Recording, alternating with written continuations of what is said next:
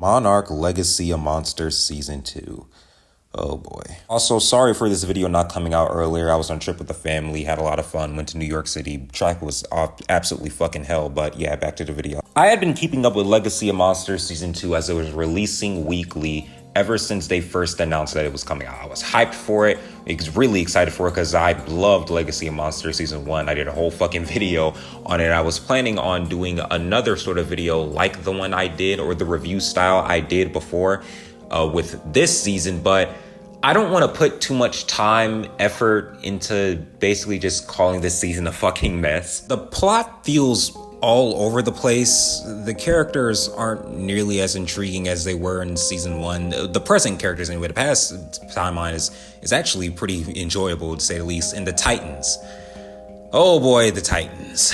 I have bones to pick with one especially. I feel like that's a great point to start off on. The human characters. In season 1, it started off as a melodrama, an interpersonal story about two siblings estranged trying to find their father and get answers. However, encountering, or discovering, I should say, a bigger world trapped within those answers. It felt very 2014-esque to me, and I feel like that's what kind of drew me in. I'm not a 2014 stan, I promise. I know what it might seem like, but you know, I do think the movie is very flawed, but I did like that sort of aspect, that bringing it back to the originality.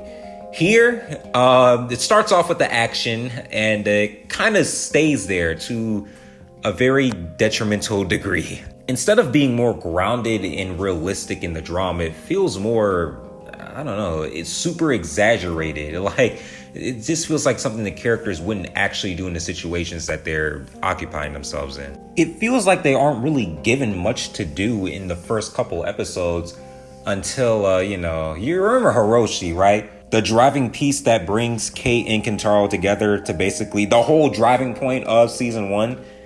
Yeah, he dies. He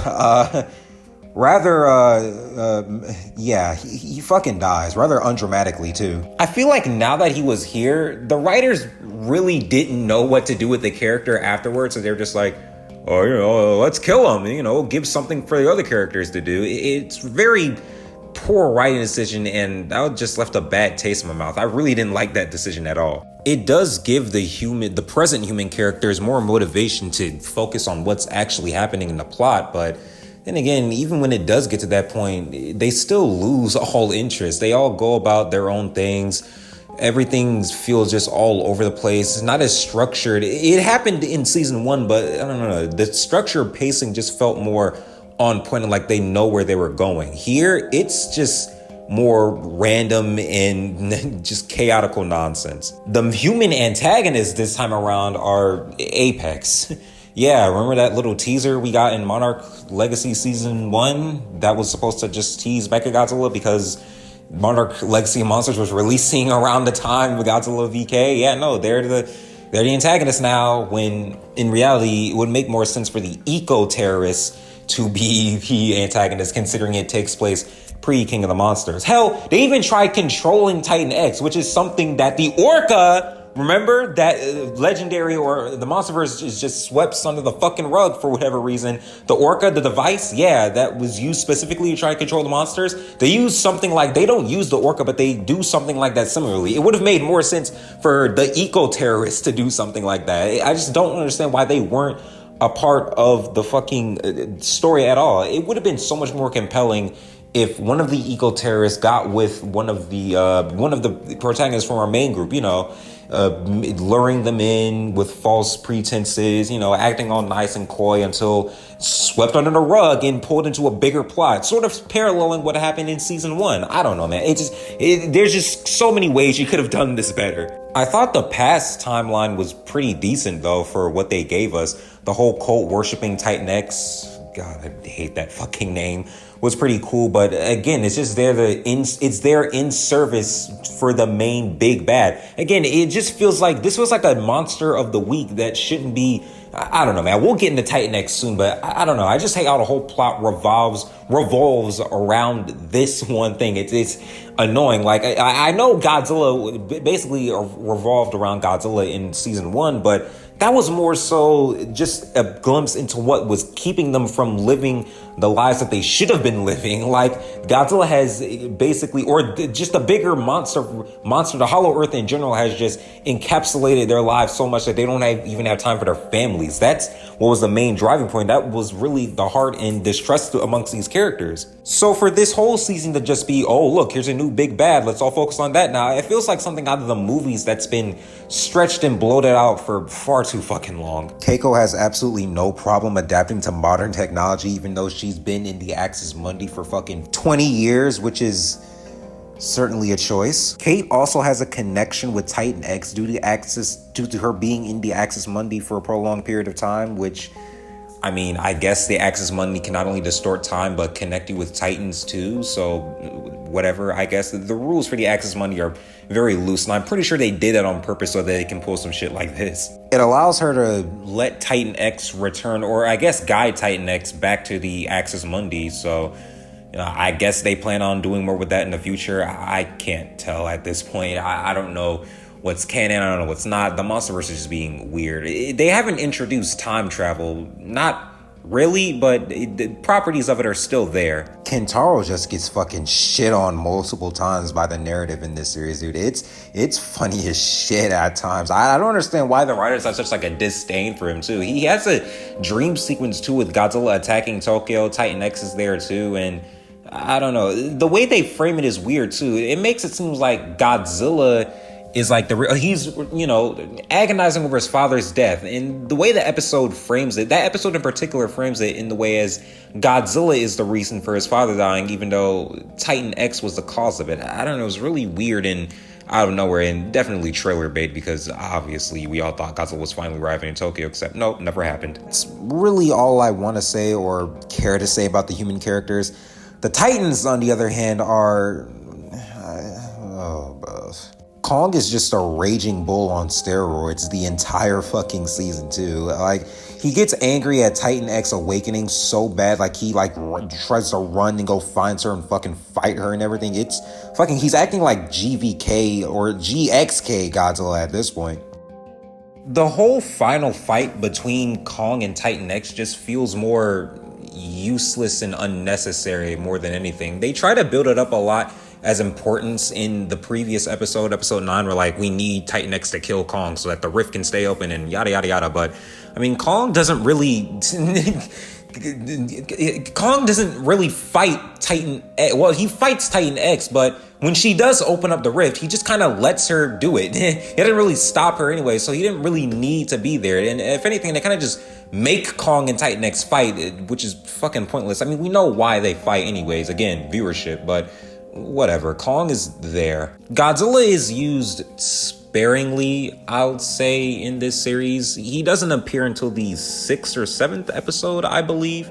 But when he does appear, of course, it's to fight fucking Titan X. And I have a big bone to pick with this. It has been established multiple times throughout the MonsterVerse that Godzilla has the supernatural ability amongst both Titans and humans that he knows exactly Titans, or I'm gonna just call them fucking kaiju. He knows exactly what kaiju's intentions are, where they're at, and if they're a threat or not. It's been established multiple times throughout the entire series. It happened with the Mutos, it happened with Ghidorah, and it happened with Mechagodzilla. Why does Godzilla fight Titan X? It is literally revealed, I think like a couple episodes earlier, that Titan X isn't this world-destroying threat that the characters in the series wants to prop her up as, and the characters themselves believe them as. She's just a mother trying to lay her egg. So, with that being said, why does Godzilla still fight Titan X? Hell, he knows the Mutos are awakening before even the humans do. He knows that fucking Mechagodzilla is being made before even the humans do. So Godzilla has prior knowledge that the human characters don't. In previous movies, it is established in canon that Godzilla is that smart or has that much good of intuition. With that being said, if Godzilla knows that, Godzilla should know that Titan X is just a mother trying to take care of her egg. So why the fuck does he fight her? And it feels like they kind of realize this mistake too, because there's a scene where Godzilla lets her go too. So later in episode 9 too, there's a scene in the water where it looks like they're about to fight again, but no, Godzilla just lets her go. So Did they just remember this midway through, or they literally the episode before the series finale or season finale? Other than that, I mean, sure, the Godzilla's fine in this. I don't really have too much issues with him. Kong is just a fucking roid monster, so it's Kong fans. If you're angry at that, sorry. I don't know why they chose to portray him. I mean, I get kind of why. He's kind of super angry that Titan X is awakened, even though he has the same alpha status as Godzilla. The alpha ranking is fucking stupid. I hate that so much in the MonsterVerse, but he should at least, he's like Godzilla, so he should have some knowledge of Titan X's intentions. I don't know. I could be completely wrong. If I am, point out to me in the comments. Thank you if you do. I don't know, man. It's just a lot of these fights in the series just feels fucking pointless. Titan X is a Titan that exists. I'll give her that. I will admit I am sort of biased against Titan X because they tried to prop her up as like this Ghidorah level threat in the trailers and everything. I just rolled my eyes because, again, it's them trying to outdo King of the Monsters. Ghidorah appeared way too early, blah, blah, blah. I made a whole video on that. Go check it out if you want to. I'm not begging or anything, but if you do, it's super cool. The viewers. Anyways, I don't know. Her design is nice, of course. I do like we have more cephalopod kaiju, and I do enjoy the original monsters in the MonsterVerse. Again, Scar King and Shima were a fantastic duo, and the Mutos as well. I don't know, man. I just wasn't at all compelled to view her, and I didn't think she was that big of a threat anyway. She just, not even that big of a threat. I don't know. Her whole like mother trying to be Egg and misunderstood thing, it just didn't move me personally. I honestly don't have too much to say on her. She's just there. It's whatever. She's just there to move the plot forward, and it's nothing really to talk about. The CGI at some points looks really rough. Like, I mean, PS3 video games rough, but it's an Apple TV series. I'm obviously not going to dive into it too much. It's whatever. Yeah, man, overall, this season was just a huge downgrade from the first. I think they're going to be doing a season 3. I can't be too sure, but I mean, if they are, I sure hope some of these things improve, writing-wise anyways, please. The acting is still great. Soundtrack's awesome. CGI, I don't really care too much about anymore. We have so much CGI in movies now. It's not even worth mentioning, but I don't know, man. It's just this, I just didn't enjoy this season like I thought I would, and I don't know. Hopefully, if they do make a season 3, I hope things improve. Of course, I wish they cook a little bit more in the writing room, but I don't know. All in all, nothing too damaging. Just a disappointing season 2. Rodan appears in the finale too, by the way. Although not really, considering he's supposed to awaken in 2019 in the volcano, and this takes place in 2017. So maybe it's his mate, maybe it's an offspring. I know Michael Dougherty teased that in his Twitter, I think a while ago. So I don't know. I'm glad to see him again, but I have very many doubts they're going to do a lot with him in the future. Well, that's wrong. I think they're going to do a lot with him. I just don't think it's going to be very good.